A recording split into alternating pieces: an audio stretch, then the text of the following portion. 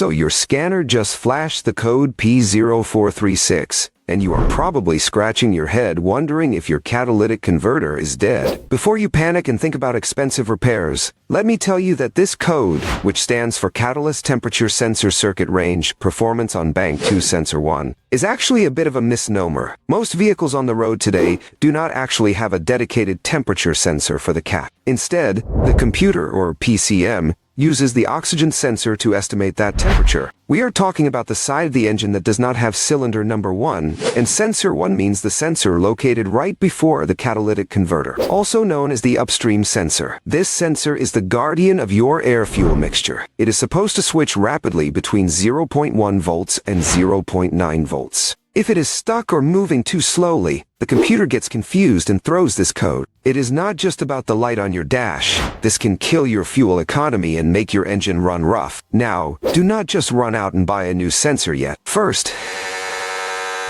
get under there and look at the wiring. These wires live in a very hot environment and can easily melt or get chafed. Also, listen for exhaust leaks. A small leak near that sensor can trick it into reading too much oxygen, causing a false code. If the wires look good, you need to look at live data on a scan tool. You want to see that voltage bouncing up and down like a heartbeat. If it is flatlining or staying high above 0.55 volts continuously, then yes, the sensor might be toast, or you have a mixture issue. If you are handy with a multimeter, you can check for resistance on the heater circuit of the sensor. Unplug it and check for continuity. If your meter says OL or out of limits, the internal circuit is broken. Remember, diagnose first, replace second. It saves you money and frustration.